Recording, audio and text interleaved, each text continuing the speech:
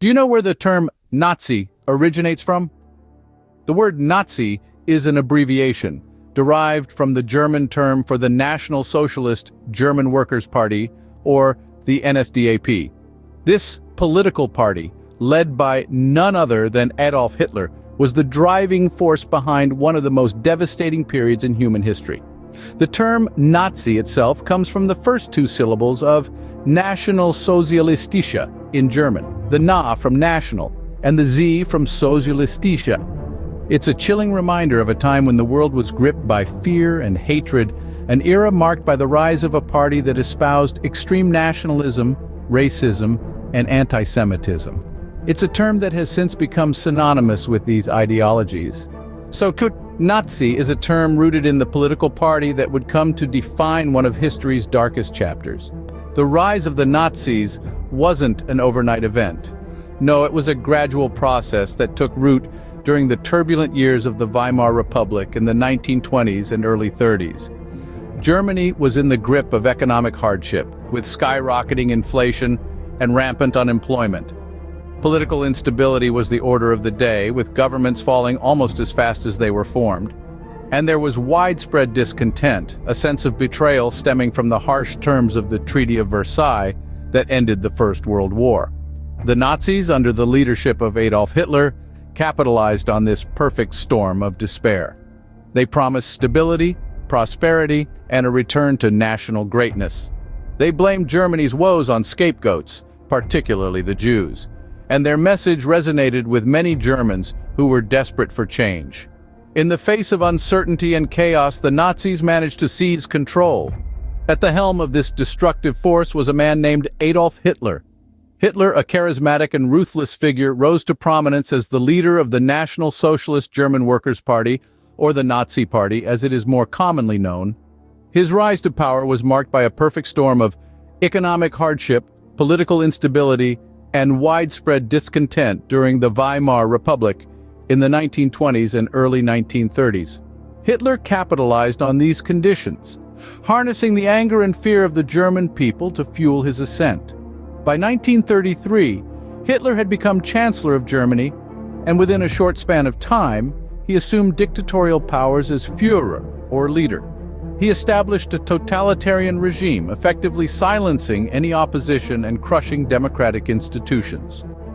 His rule was marked by a brutal consolidation of power, a ruthless suppression of dissent, and the implementation of policies that would lead to unimaginable atrocities.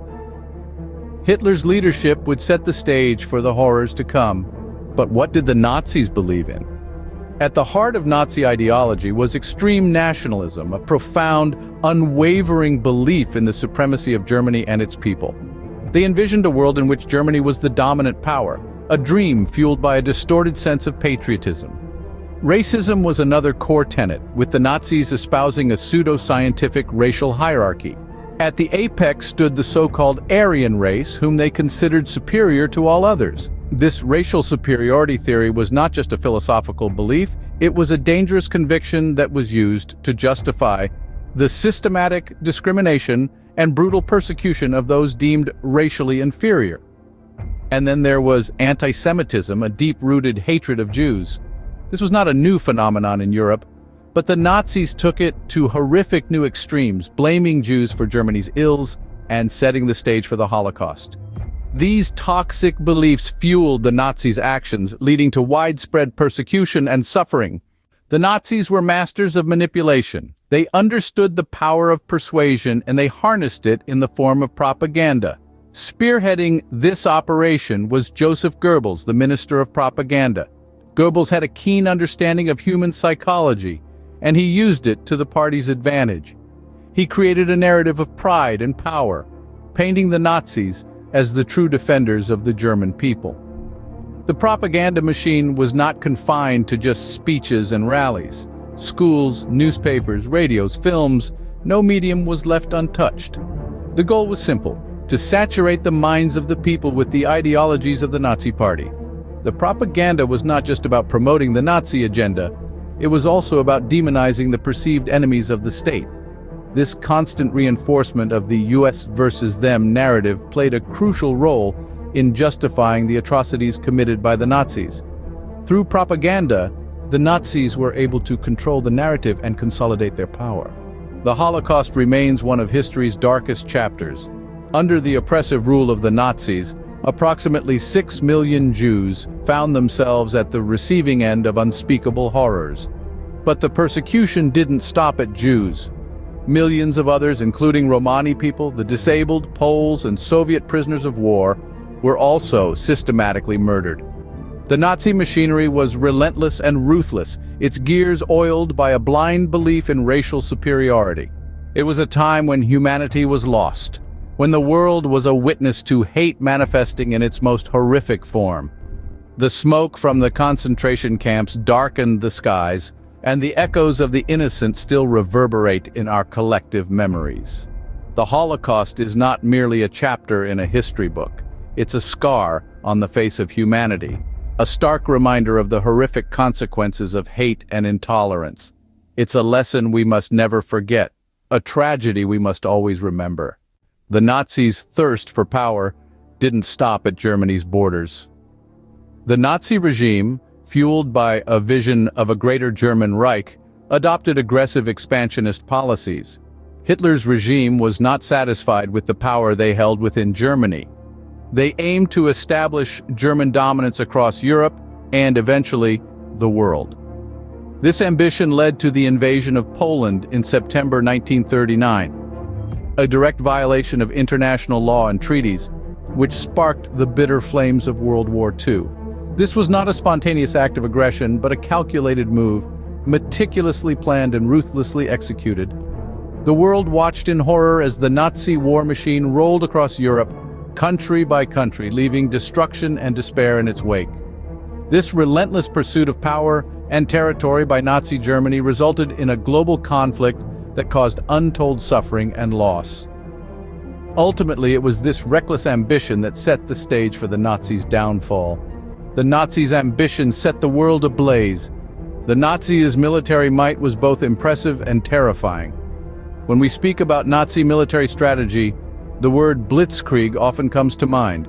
This term, meaning lightning war in German, encapsulates the essence of their approach. The blitzkrieg strategy was characterized by brutal, swift, and coordinated attacks. It relied heavily on mechanized forces and air power to overwhelm enemy defenses. The Nazis' strategy was built around the element of surprise. They would strike hard and fast, seeking to break through enemy lines before their opponents had a chance to respond. Once a breach was made, the mechanized forces would pour through, encircling and isolating segments of the enemy. Meanwhile, their air power would target infrastructure and supply lines, further crippling their adversaries. This strategy relied on speed, coordination, and shock to achieve victory.